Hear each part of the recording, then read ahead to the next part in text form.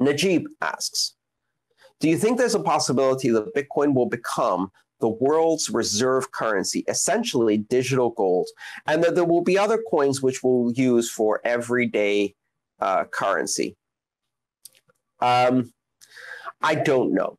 And I think that it would surprise me, actually, if Bitcoin could only do and could only fit into the niche of digital gold. I think Bitcoin has characteristics of divisibility, transportability, flexibility that make it much more flexible than digital gold. One of the reasons why gold isn't a good direct medium of exchange is that it's difficult to verify it's real, it's heavy to carry, and the more you make it fungible and divide it into smaller amounts, the harder it is to verify that those are real gold pieces. And so it ends up having this effect where it's easier to assay and verify gold in larger amounts that are stamped by reputable third parties, which creates this entire trust infrastructure. And then the cost of storing and securing gold is so high that it's better to do it in a custodial manner, where you put it in a vault and you have professionals guarding it, and you end up with a little paper certificate, which causes other problems like hypothecation and makes it difficult to use directly as a medium of exchange. Bitcoin doesn't have any of these problems. Yes, there is a greater cost and complexity to securing Bitcoin than some forms of custodial digital money. And yes, that's going to cause some pressure towards third-party custodians. But if that pressure is less than what we have in our current traditional system, where almost everything is third-party custodians, that's still a more decentralized future. And the ability to transport Bitcoin very quickly in very small amounts, and even with second-layer networks, even faster and at the level of microtransactions, means I think Bitcoin can be a medium of exchange, a very effective medium of exchange.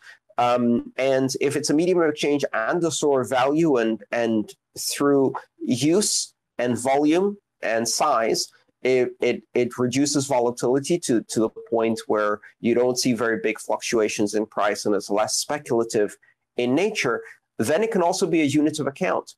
I think all three of those capabilities are within the reach of Bitcoin.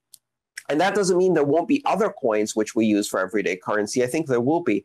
But I don't think Bitcoin will be just digital gold. And it may become the world reserve currency. I think the concept of a world reserve currency, a unitary world reserve currency, is no longer relevant. I think it will be one of the many reserve currencies that can be used to underpin value on other things.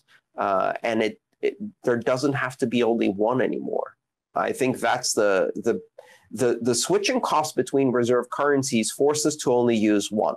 And I don't think we live in that world anymore. We'll see. Since Bitcoin is different, how do you see the mainstream adoption, and is it going to be through Bitcoin or maybe something else which can be censored? Well, I don't think mainstream adoption is going to be mainstream adoption of one thing. And I think that's a mistake. The idea that everybody will suddenly stop using their national currency and start using only Bitcoin in replacement, I think that's the wrong mentality. We're going from a world of one choice, backed by a monopoly, often a monopoly of force, and with the corruption that comes with that, to a world of choice, where you can have the ability to use any one of perhaps thousands of currencies, and you can easily switch from one to the other in a matter of milliseconds with very little friction, very little exchange cost. So why would you commit to one currency? You would use whatever is most convenient for the particular thing you're trying to do today. Just like, arguably, your IP packets will use the route that's most efficient to getting to the final destination. If you had to set up your internet routing so that it always followed a certain path, it wouldn't be very robust. Instead, that decision is made 1,000 times a second, and you don't even think about it. When money turns into data and money becomes routable, we start thinking of money in that way. The decision, which currency am I committed to, is a decision made by my digital wallet 1,000 times a second as needed. Depends who I'm paying. Depends whether my wallet decides that the savings rate and store value capacity of one currency is better right now and invests some there. It depends on the risk setting I've set, maybe. Who knows? These are all exciting areas to explore. The idea that mainstream will pick one currency is a fiction of the past. The only reason most of us only use one currency is because the switching costs are enormous, especially when you have a government monopoly backing it and you have restrictions on currency exchanges. Otherwise, it's an unnatural state of affairs. What's your favorite food? Sorry? Apples. Okay, from now until the rest of your life, you will only eat apples. Not your favorite food anymore. Why would you do just one? Why pick just one? So the idea that we have just one currency and can only use one currency is primarily because of artificial restrictions. I want to have a buffet of currencies. I want to be able to go back to the buffet and refill my plate with something different. And every day try something new. I want some variety. Maybe if I'm trading with some people, I want one currency, maybe another currency. And some of those currencies are going to be censorship focused, right? Just like today, you have the opportunity to use any website in the world. And you have friends who only use Facebook, right? That's the choice they've made. Is it a good choice? For them it is. But at least they have that choice. And the funny thing about that is because they have that choice, they also have the choice to leave. And if you've been around the computing environment as long as I have, you learn that nothing lasts forever. I used to think that Microsoft would dominate computers forever. Right? Where are they now? They don't get to dictate choices. We're going to see a lot of variation. Some people will make poor choices. They'll use currencies with surveillance and control and censorship.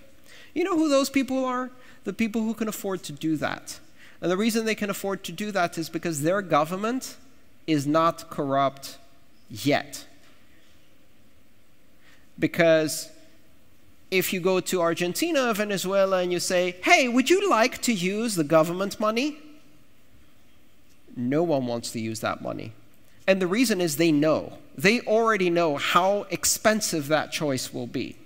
Not just expensive as in you lose part of your salary, expensive as in you lose the future of your children. And so that's a choice they will not make at all. But, you know, if you're an American, if you're German, maybe if you're Polish, and you have a Visa, and you can use that in every store, and it's easy and uncomplicated, is anybody censoring your transactions right now? Not really. Is anyone confiscating your money? Well, if you're Greek, yes. But if you're Polish, not yet. Right? So that's a lesson you will learn when it becomes necessary to learn that lesson. The end result is you will have systems that are fragile competing against systems that are robust. You will have systems that can be debased through inflation competing against systems that cannot be debased. You will have systems that can be censored competing against systems that cannot be censored. And some people will make the right choice and some people won't, and that's okay.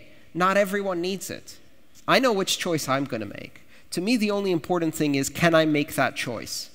And if I can make that choice and I'm the only one making that choice, that's okay too. I'm used to being weird.